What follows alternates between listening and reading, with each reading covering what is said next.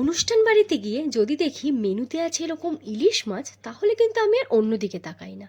কিছুদিন আগেই আমার এক রিলেটিভসের গৃহপ্রবেশে চলে গিয়েছিলাম, আর গিয়েই দেখলাম মেনুতে মাটন, ইলিশ, ভেটকি তিনটেই আছে। তাই ভেবেছিলাম প্রথমে স্টার্টার্সটা স্কিপই করে দেবো, কিন্তু অনুষ্ঠান বাড়ি বলে কথা, সব কিছুই ট্রাই করতে হবে। তাই এগ ডেভিল, চিকেন মালাই কাবাব, বেবিকর্ন আর কফি চারটেই ট্রাই করেছিলাম একটু একটু করে। তারপরে দেখি ফুচকা, বাঙালি বলে কথা, তাই একটা হলো ফুচকা ট্রাই করেছি। দেন সোজা চলে যাই মেন কোর্সের দিকে।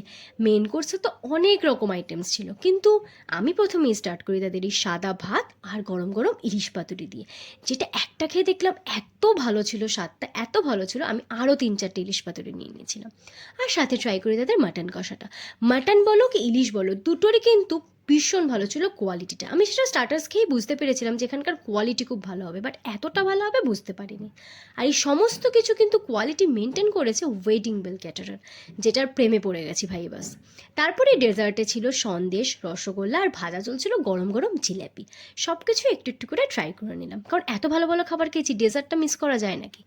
আমাদের তো ভীষণ ভালো লেগেছে এই ক্যাটারিংকে। আমি রিকমেন্ড করবো তোমরাও যদি কোয়ালিটি মেনটেন করে কিছু করতে চাও, তাহলে ওয়েডিং বেল ক্যাটারারকে ডেফিনেটলি বুক করতে পারো। স্ক্রিনে নাম্বার দেওয়া রইলো, বাকি ডিটেলস জানতে চেক দ্য ডেসক্রিপশন।